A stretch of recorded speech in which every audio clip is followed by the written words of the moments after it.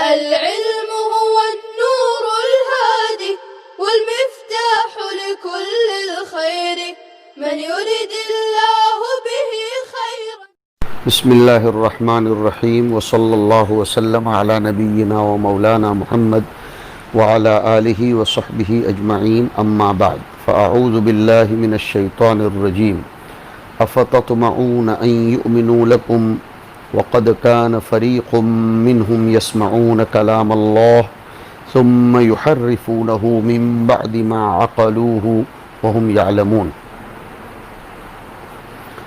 اللہ رب العزت ارشاد فرماتے ہیں کہ اے مسلمانوں، کیا تمہیں اس بات کی امید ہے، تم اس کی حرص رکھتے ہو کہ یہود تمہاری بات مانیں گے؟ ان یؤمنوا لکم ہے، ان یصدقوکم، یہ لام زائدہ کہا جاتا ہے، اور بعض لوگ کہتے ہیں ان یؤمنوا ان یقرروا اور یحدث الایمان لاجل دعوتکم، تو لکم ای لاجل دعوتکم. اے مسلمانوں، کیا تم یہ سمجھتے ہو، تم اس بات کی امید اور لالچ رکھتے ہو کہ یہ یہود تمہاری بات کی وجہ سے ایمان لائیں گے، تمہاری بات مان جائیں گے؟ نہیں، ایسی امید، ایسی لالچ، ایسی طمع مت رکھو. کیوں؟ واو حالیہ وقد کان.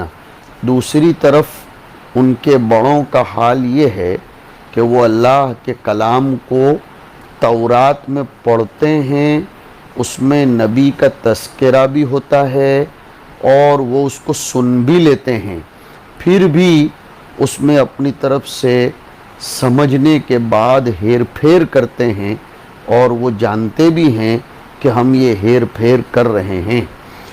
اس آیت کریمہ میں حق تعالی شانہ مسلمانوں کو ایک خاص بات کی تنبیہ فرمانا چاہتے ہیں کہ ان اہل کتاب سے کوئی بھی طمع خیر مت رکھو، ان کے ایمان کی لالچ مت رکھو، اس لیے کہ ان کا حال بہت برا ہے.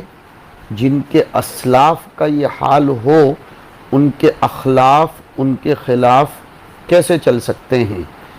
یہ لوگ باوجود کہ تورات میں حضور پاک علیہ الصلاۃ کی صفت میں وارد پوری تفصیلات، آپ کا حلیہ مبارکہ اور آپ کے باب میں وارد ہونے والے جتنے بھی فقرے ہیں، ان سب کو پڑھتے ہیں، سمجھتے ہیں، اور ان کا دل اس بات کی گواہی دیتا ہے کہ اس کا مصداق یہی محمد عربی علیہ الصلاۃ ہیں، لیکن اپنے ہدایہ کے قطع ہو جانے کے ڈر سے، حب جاہ کی وجہ سے وہ اس میں ہیر پھیر کر دیتے ہیں، اور انہیں یہ بھی معلوم ہے کہ ہم ہیر پھیر کر رہے ہیں، قصداً یہ لوگ ہیر پھیر کرتے ہیں.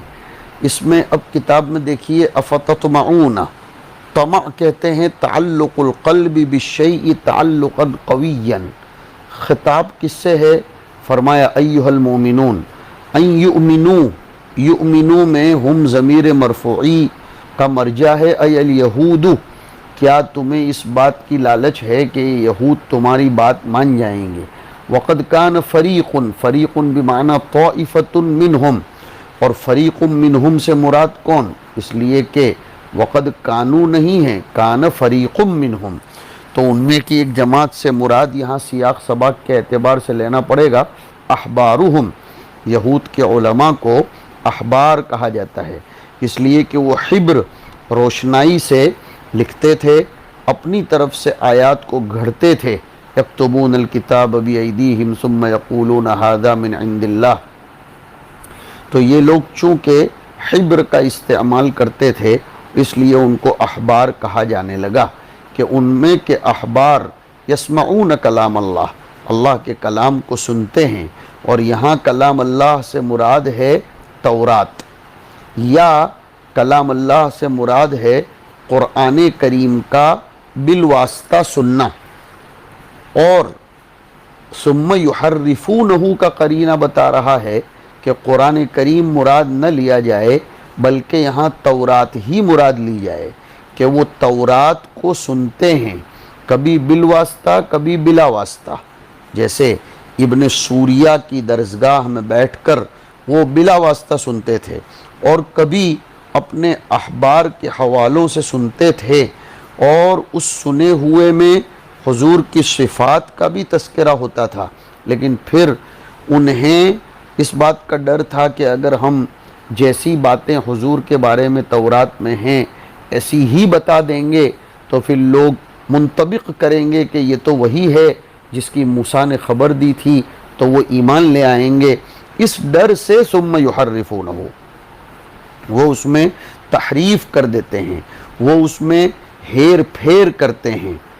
اگر بالواسطہ سننا مراد ہو تو لفظی اور معنوی دونوں تحریف مراد ہو سکتی ہیں، اور بلا واسطہ سننا مراد ہو تو تحریف بالزیادت مراد ہوگی۔ ہم مسلمانوں کا یہ عقیدہ ہے کہ یہود نے تورات میں لفظی اور معنوی دونوں تحریف کی ہے، قرآن کریم میں بھی تحریف ہوئی ہے لیکن لفظی نہیں، اس لیے کہ انا نحن نزلنا الذکر وَإِنَّا لَهُ لَحَافِظُونَ۔ ہاں، قرآن کریم میں فرق ضالہ کے لوگوں نے معنوی تحریف ضرور کی ہے، تو یہ لوگ تورات کو سننے کے بعد اس میں ہیر پھیر کر دیتے ہیں، من بعد یغیرونہ، یحرفونہ، حرف یحرف، یعنی اس میں پھیر بدل کر دیتے ہیں، تغیر کرتے ہیں اس کو سمجھنے کے بعد۔ فہموہ، عقلوا بمعنی فہموا، وہم یعلمون، یعلمون کا مفعول بھی نکالا، انہم مفترون، وہ جانتے بھی ہیں کہ ہم لوگ اس طریقے سے افتراء پردازی کرتے ہیں اور ہم اس میں اپنی طرف سے وضع کرتے ہیں۔ والحمزۃ للانکار، افتطمعون میں حمزہ استفہامیہ انکار کے معنی میں ہے۔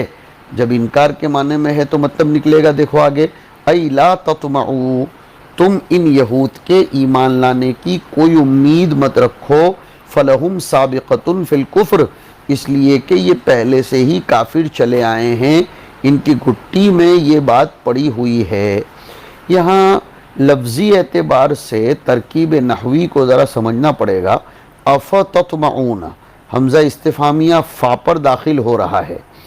یہ یاد رکھیے کہ حمزہ استفہامیہ 3 قسم کے حروف عطف پر داخل ہوتا ہے، ایک تو فا پر جیسے افتطمعون، ایک واو پر جیسے اولا یعلمون، اور ایک ثم پر جیسے اثم اذا ما وقع آمنتم به۔ ترکیب کیسے کریں گے؟ جمہور نحات تو یہ کہتے ہیں کہ اصل میں حمزہ مؤخر ہے، اس کو مقدم کیا گیا ہے صدارت کلام کا تقاضا کرنے کی بنا پر، بس تو پھر کلام میں حذف ماننے کی ضرورت نہیں پڑے گی۔ اصل تو فا کا دخول حمزہ پر ہے اور کلام یہ ہے فَأَتَطْمَعُونَ وَلَا يَعْلَمُونَ أَنَّ اللَّهَ يَعْلَمُ مَا يُسِرُّونَ، اور ثُمَّ إِذَا مَا وَقَعَ ثُمَّ إِذَا مَا وَقَعَ، اس طرح۔ تو جمہور علماء تو یہ کہتے ہیں کہ اصل میں حرف عطف مقدم ہے، حمزہ مؤخر ہے، لیکن صدارت کلام کی وجہ سے اس کو مقدم لے لیا جاتا ہے۔ صرف جار اللہ زمخشری صاحب کشاف، زبردست ان کی نحوی اور بلاغی اعتبار سے تفسیر ہے، بس معتزلی المسلک ہونے کی بنا پر ہم لوگ اس کو اپنا مرجع تفسیر کے باب میں نہیں بناتے، بلاغت نحو وغیرہ کے باب میں ضرور بنے گا۔ تو علامہ زمخشری یہ فرماتے ہیں کہ اصل میں یہاں ایک محذوف ہے جس پر حمزہ استفہامیہ داخل ہوگا، اور اس محذوف کو محذوف کیوں کیا گیا؟ سیاق کلام کے دلالت کرنے کی وجہ سے، اس لیے کہ آپ حضرات نے بلاغت میں پڑھا کہ حذف کے لیے کوئی سبب ہونا چاہیے، حذف کے لیے کوئی قرینہ ہونا چاہیے۔ یہاں سیاق کلام حذف کیا؟ ایک قرینہ بنے گا، اور بات ایسی ہے تسمعون اخبارہم وتعلمون احوالہم فتطمعون، تم ان کی مسلسل شرارتوں کو سنتے ہو، ان کے حالات کو جانتے ہو، پھر بھی تم امید رکھتے ہو کہ یہ تمہاری باتیں مان جائیں گے، تمہارے اوپر ایمان لائیں گے، تمہاری باتوں کو قبول کریں گے۔ ارے ان کی تو گھٹی میں انکار پڑا ہوا ہے، انہوں نے تو اتنی جرأت بیجا تک کر ڈالی کہ اللہ کے کلام میں تحریف کرتے ہیں۔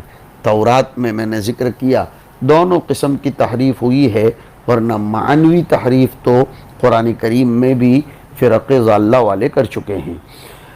ان کا حال اور ایک یہ ہے کہ وَإِذَا لَقُوا میں ہم ضمیر مرفوعی کا مرجع ہے منافقو الیہود الذین آمنوا قالوا آمنا۔ جب یہود کے یہ منافقین کٹر یہودی تو الذین آمنوا سے ملاقات کے وقت بھی آمنا نہیں کہتے تھے، اس لیے کہا کہ یہود خالص نہیں بلکہ منافقو الیہود جب اہل ایمان سے ملتے ہیں تو کہتے ہیں ہم ایمان لے آئے۔ کس بات پر ایمان لے آئے؟ بِأَنَّ مُحَمَّدًا نَبِيٌّ کہ محمد نبی ہے، وَهُوَ الْمُبَشَّرُ بِهِ فِي كِتَابِنَا اور یہ وہی نبی ہے جس کی ہماری کتاب میں بشارت سنائی گئی ہے۔ تو مسلمانوں کو دھوکہ دینے کے لیے تو اس طرح کہتے ہیں۔ منافقین کے باب میں یہ کلام ہو چکا۔ وَإِذَا خَلَا اور خلا کا صلہ الہ نہیں آتا، لیکن خلا رجع کے معنی کو متضمن ہے، اس لیے خلا کی تفسیر رجع سے کی۔ وَإِذَا خَلَا بَعْضُهُمْ إِلَى بَعْضٍ اور جب ان میں سے ایک دوسرے سے ملتے ہیں، قالو تو وہ کہتے ہیں أَتُحَدِّثُونَهُمْ بِمَا فَتَحَ اللَّهُ عَلَيْكُمْ کہہ رہے تم عجیب لوگ ہو، تم مسلمانوں کو ایسی باتیں کیوں بتا دیتے ہو؟ کیا تم ان کو ایسی باتیں بتاتے ہو جو اللہ نے تم پر کھولی ہیں تورات میں محمد کی صفات کے باب میں؟ تم مت بتایا کرو، ورنہ ہوگا کیا؟ انجام یہ ہوگا کہ لِيُحَاجُّوكُمْ بِهِ عِنْدَ رَبِّكُمْ تم مسلمانوں کو اگر یہ بتاتے رہو گے کہ ہماری تورات میں محمد کے بارے میں ایسی ایسی باتیں آئی ہیں تو انجام یہ ہوگا کہ یہ تمہارے خلاف دلیل قائم کریں گے تمہارے رب کے یہاں۔ افلا تعقلون تم سمجھتے نہیں ہو کہ یہ دلیل قائم کر دیں گے وہاں، کہ یہ ہماری مجلسوں میں آ کر بتاتے تھے، خود قبول کرتے تھے کہ ہمارے بڑوں نے ہمیں بتایا ہے کہ یہی وہ محمد ہے، تو ایسا مت جایا کرو اور مسلمانوں کو ایسا مت بتایا کرو۔ ہوتا ہے دنیا میں ایسا کہ جو سیاسی نظریے کے لوگ ہوتے ہیں، جنہیں اپنی کرسی چلے جانے کا خطرہ ہوتا ہے، وہ اگر اپنے ماتحتوں میں سے کچھ لوگوں کو جب مخالفین کے گروہ میں جاتے ہوئے دیکھتے ہیں تو ان کو ڈر لگتا ہے، ان کو خطرہ محسوس ہوتا ہے کہ ہماری مجلسوں میں ہم اپنے مخالف کا کبھی کبھی کمال ظاہر کرتے ہیں یا اس کا اعتراف کرتے ہیں، اگر یہ ہمارے نچلے درجے کے لوگ، ماتحت لوگ ان کو جا کر بتائیں گے تو ان کے پاس تو ایک دلیل بنے گی کہ تم بھی ہمارے کمالات اور ہماری حقانیت کے معترف تھے۔ اس لیے ان کے جو بڑے لوگ ہوتے تھے وہ ان کو روکتے تھے کہ تم مسلمانوں کی مجلسوں میں جا کر یہ سب مت بتایا کرو کہ ہمارے بڑے ہمیں محمد کی حقانیت کی بات بتاتے ہیں۔ قالو ای رؤساؤہم الذین لم ینافقوا لمن نافق جو کٹر یہود تھے، جو منافق نہیں تھے، مخلص یہود تھے۔ یہاں مخلص کا معنی وہ مخلص نہ لیا جائے، مخلص کا معنی پکے پکے جو منافق نہیں تھے، پکے یہود تھے، وہ کہتے ہیں لمن نافقہ ان لوگوں سے جو منافقہ کرتے ہوئے منافقت کی شان والا ایمان رکھتے تھے، ان کو کہتے ہیں اتحدثون اور ہم ضمیر منصوبی کا مرجع ہے اے المومنین تم مومنین کو بتا دیتے ہو بما فتح اللہ علیکم فتح عرفکم فی التوراتی اللہ نے تم کو جو تورات میں بتایا من نعت محمد صلی اللہ علیہ وسلم حضور کی صفات وغیرہ جو تورات میں آئی تم ان کو مت بتایا کرو۔ لیحاجوکم یہ لام سیرورت ہے، لام عاقبت ہے، ای لیخاصموکم تاکہ انجام کار وہ تمہارے خلاف دلیل قائم کریں اور تمہارے ساتھ مخاصمہ کریں گے۔ واللام للسیرورتی بہ عند ربکم فی الآخرہ وَيُقِيمُوا عَلَيْكُمُ الْحُجَّةَ فِي تَرْكِ اتِّبَاعِهِ مَعَ عِلْمِكُمْ بِصِدْقِهِ یہ ہے لیحاجوکم کی تفسیر کہ یہ مسلمان تمہارے خلاف دلیل قائم کریں گے کہ تم محمد کی سچائی کو جاننے کے باوجود اس کی اتباع نہیں کرتے تھے، اس لیے وہاں جا کر ایسی باتیں مت بتاؤ۔ افلا تعقلون انہم یحاجونکم اذا حدثتموہم تم سمجھتے نہیں ہو کہ اگر تم ان کو ایسا بتاتے رہو گے تو وہ تمہارے ساتھ محاجہ کریں گے فتنتہو، تو اب ہونا یہ چاہیے کہ تم باز آ جاؤ۔ اللہ تعالیٰ فرماتے ہیں کہ یہ عجیب باتیں کر رہے ہیں یہ لوگ، کہ اگر یہ مجلس میں جائیں گے وہاں بتائیں گے تو ہی محاجہ ہوگا۔ ارے اللہ کو اچھی طرح معلوم ہے کہ تمہارے دلوں میں محمد کی حقیقت کے بارے میں کیا ہے، اور تم اس کا اعتراف دل سے کرتے ہو۔ الذین آتیناہم الکتاب یعرفونہ کما یعرفون ابناءہم فلما جاءہم ما عرفوا کفروا بہ۔ تو اللہ کو تو سب معلوم ہے، تم یہ مت سمجھو کہ اگر تمہارے منافقین مسلمانوں کی مجلسوں میں جا کر بتائیں گے تو ہی محاجہ قائم ہوگا، نہیں، اللہ تو اندر ان کی حقیقت کو بھی جانتے ہیں۔ اولا یعلمون، کیا وہ نہیں جانتے ان اللہ یعلم ما یسرون وما یعلنون، کہ اللہ پاک جانتے ہیں ان چیزوں کو بھی جن کو وہ چھپاتے ہیں اور ان چیزوں کو بھی جن کو وہ ظاہر کرتے ہیں۔ الاستفہام للتقریر، اولا یعلمون کا استفہام تقریری ہے۔ کس کو کہتے ہیں استفہام تقریری؟ حمل المخاطب علی الاقرار والاعتراف بامر قد استقر عنده مع التوبیق، مخاطب کو ایسی چیز کے اقرار پر آمادہ کرنا، ابھارنا، تیار کرنا جو اس کے نزدیک ثابت ہو چکی ہے۔ مخاطب کو ایسی چیز کے اقرار و اعتراف پر مجبور کرنا، آمادہ کرنا، تیار کرنا جو چیز اس کے یہاں ثابت ہو چکی ہے۔ جیسے ایک استاذ اپنے شاگرد سے یہ کہے، جس شاگرد نے استاذ کو دیکھا تھا کہ اس استاذ نے وہ شاگرد کو بازار میں دیکھا ہے۔ ایک طالب علم بازار میں پھر رہا ہے، استاذ نے دیکھا، طالب علم کو بھی معلوم ہے کہ میرے استاذ نے مجھ کو دیکھا ہے، پھر بھی استاذ پوچھتے ہیں کیا آپ گزشتہ کل بازار میں نہیں تھے؟ تو یہ جاننے کے لیے نہیں پوچھتے ہیں استاذ، بلکہ تقریری استفہام ہے۔ چونکہ طالب علم کے نزدیک یہ بات طے شدہ ہے کہ وہ بازار میں تھا، پھر بھی استاذ پوچھتے ہیں تاکہ وہ اعتراف کرے، اقرار کرے، اور پھر اس کی توبیخ کی جائے، اس کو ڈانٹا جائے۔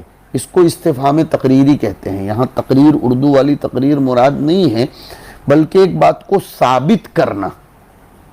کہتے ہیں نا اذا کرر الکلام فی السمع، تکرر چھوٹے کاف سے، تو تقرر فی القلب، تو وہ قرر ثابت ہونے کو کہتے ہیں۔ سامنے والے کی سامنے کسی بات کو ثابت کرنے کے لیے جو استفہام کیا جائے اس کو استفہام تقریری کہتے ہیں۔ الاستفہام للتقریر، تو اولا یعلمون، کیا وہ نہیں جانتے ہیں؟ یعنی یہ بات پکی ہے کہ وہ جانتے ہیں۔ اور او والواو الداخلۃ علیہا ای علی الاستفہام للعطف، اور جو واو آیا ہے اس جملے کے اوپر وہ عطف کے لیے ہے، الداخلۃ علیہا ای علی الجملہ، نہ کہ علی الاستفہام، ہاں عفواً، کہ والواو الداخلۃ علیہا للعطف، اس لیے کہ جملے کا عطف ہو رہا ہے مقدر پر۔ ایک تقدیری عبارت ماننی پڑے گی کہ الا یتأملون ولا یعلمون، وہ غور نہیں کرتے اور وہ جانتے نہیں۔ مراد ایک قول یہ بھی ہے کہ واو حقیقت میں وہ داخل ہو رہا ہے حمزہ استفہامیہ پر، لیکن اس کو مؤخر کیا گیا ہے صدارت کلام کا تقاضا کرنے کی وجہ سے، جیسے میں نے اس سے پہلے آپ کو سمجھایا تھا۔ تو اولا یعلمون، واو جو داخل ہوا ہے یا تو جملے پر زمخشری کے قول کے مطابق، یا تو حمزہ استفہامیہ پر یہ واو عطف کے لیے ہے، ان اللہ یعلم ما یسرون وما یعلنون، یسرون ای ما یخفون، وما یعلنون ای ما یظہرون من ذالک وغیرہ، یہ بھی اور اس کے علاوہ بھی۔ فیرعو، جب انہیں معلوم ہے یہ بات طے شدہ ہے کہ اللہ سب کچھ جانتا ہے، تو پھر انہیں فیرعو عن ذالک، انہیں ان چیزوں سے باز آ جانا چاہیے، اور اس طرح نہیں سمجھنا چاہیے کہ مسلمان ظاہر کریں گے تب ہی مخاصمہ ہو سکے گا۔ اللہ کو تو معلوم ہے کہ تمہاری نجی مجلسوں میں محمد کے بارے میں تم کس طریقے کا کلام کرتے ہو۔ اب اخیر میں ایک بات سن لیجئے، گزشتہ کل کے سبق میں آیا تھا وَمَا اللَّهُ بِغَافِلٍ عَمَّا تَعْمَلُونَ، اللہ کے اوپر سے غافل کی نفی کی گئی، جاہل نہیں کہا، اس لیے کہ جہل عدم علم کا نام ہے اور غفلت عدم تذکر اور انتباہ کا نام ہے۔ تذکر نہ ہو، انتباہ نہ ہو، تنبہ نہ ہو تو جہل اس کو کہتے ہیں۔ غافل کی نفی کرنے میں مبالغہ ہے، غافل کی نفی کرنے میں مبالغہ ہے، وہ اس طور پر کہ اللہ عالم تو ہے مگر ہمیشہ متذکر بھی ہے۔ میں پھر سے کہتا ہوں کہ وَمَا اللَّهُ بِغَافِلٍ، غافل کہا، جاہل نہیں کہا، اس لیے کہ جہل نہ جاننے کا نام ہے اور غفلت عدم تذکر اور عدم انتباہ کا نام ہے۔ تو اب غافل کی نفی کر کے بتایا کہ وہ جانتا تو ہے ہی ہے لیکن عدم تذکر اور عدم انتباہ سے بھی پاک ہے کہ وہ عالم بھی ہے اور ہمیشہ متذکر بھی ہے۔ تو اس سے سمجھ میں آیا وَلَا تَحْسَبَنَّ اللَّهَ غَافِلًا عَمَّا يَعْمَلُ الظَّالِمُونَ إِنَّمَا يُؤَخِّرُهُمْ لِيَوْمٍ تَشْخَصُ فِيهِ الْأَبْصَارُ۔ ہمیں کوئی بھی کام کرتے وقت اس آیت کا استحضار رکھنا چاہیے کہ وَمَا اللَّهُ بِغَافِلٍ عَمَّا تَعْمَلُونَ، اللہ تعالیٰ صرف جانتا ہی نہیں بلکہ اس کا کیمرہ ہر وقت ایکٹیو رہتا ہے۔ ہاں یہ ایک اچھی تعبیر ہے کہ اس کا کیمرہ ہر وقت ایکٹیو رہتا ہے، وہ کبھی بھی عدم تذکر کی حالت میں نہیں جاتا، عدم انتباہ کی حالت میں نہیں جاتا، بلکہ وہ ہمیشہ لا تأخذہ سنۃ ولا نوم۔ اللہ تعالی ہمیں اپنی عظمتوں کا استحضار نصیب فرمائے۔ وصلی اللہ علی النبی الکریم۔